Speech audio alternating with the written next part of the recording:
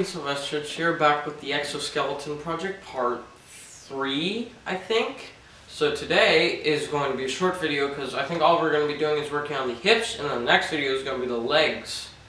So, hope you enjoy. Okay, let's look at what we've gotten done so far. Camera's not focusing, and I guess that's okay. So, basically, we have the, it's really bothering me, the waist that pivots now. I added that in, so this entire thing can pivot, except from the shoulders. It can bend forward, side to side, so that's pretty cool. And then we have the waist, which is what we'll be working on. I've already gotten some of this done because this was like pretty, what's the word? Yeah, uneventful, that's the word. So basically I just cut these down. These are both 8 inches long, and then I welded them on. So right now what I need to do is I'm going to weld on the supports, because this needs to be able to hold a decent amount of weight.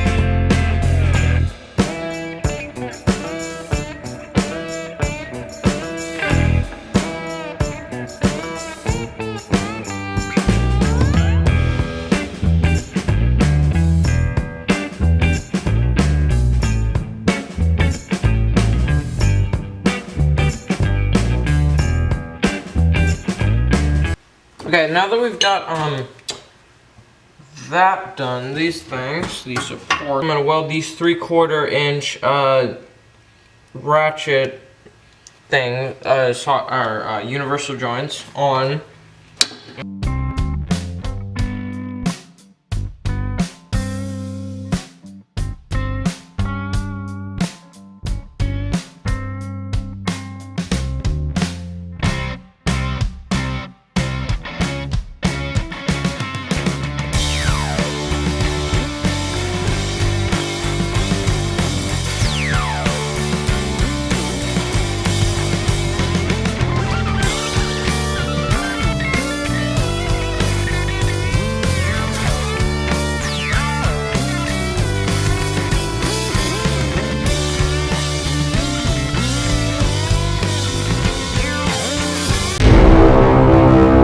Last video I talked about how I might have a problem on the spine. I might have a problem with bending over, like the spine being able to extend. I thought what I did in that video actually solved the problem. It didn't.